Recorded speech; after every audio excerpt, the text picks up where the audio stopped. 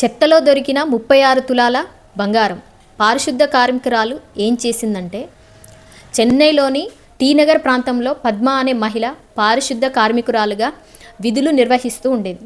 అయితే యథావిధిగా ఆదివారం మధ్యాహ్నం ఆమె చెత్తనంతా సేకరిస్తుండగా ఒక బ్యాగు కింద పడి ఉండడం ఆమె గమనించి అది తీసుకొని ఆమె వెంటనే తెరిచి చూడగా అందులో బరువైన బంగారు ఆభరణాలతోటి నిండి ఒక బ్యాగ్ అయితే కనిపించింది. సుమారుగా 36 తులాల వరకు విలువైన బంగారు ఆభరణాలు అయితే ఆ బ్యాగులో ఉన్నాయి. అది చూసి ఆమె ఆశ్చర్యపోయి పరాయి సొమ్ముకు ఆశపడకోకుండా కష్టపడితేనే కడుపు నిండుతుందని నమ్మే ఆమె వెంటనే ఆ బ్యాగు తీసుకెళ్లి వారికి సమీపంలో ఉన్న పోలీస్ స్టేషన్లో అయితే ఫిర్యాదు అయితే చేసింది.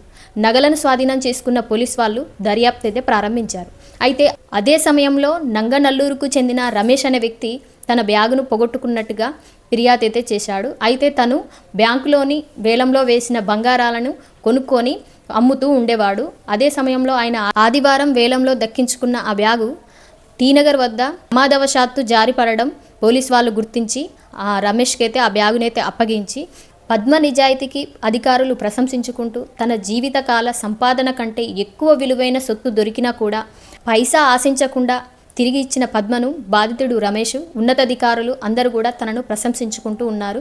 ఈ వార్త ఇప్పుడు సోషల్ మీడియాలో బాగా వైరల్ అవుతూ ఉంది. అసలు ఎంత గొప్ప విషయం అండి. ఇంత ముందుకు మేము ఇలాంటి వీడియోలు 2 చేశాము. ఒకటి పూనాలో కూడా ఒక పారిశుద్ధ కార్మికురాలే ఆవిడ కూడా ఇలాగే సొమ్ము దొరికినప్పుడు తిరిగి ఇవ్వడం అయితే జరిగింది. అదేవిధంగా భిక్షాటన చేసుకుంటూ బ్రతికే ఇంకొక ఆవిడ కూడా దొరికిన బ్యాగును తను కూడా ఇవ్వడం అయితే జరిగింది.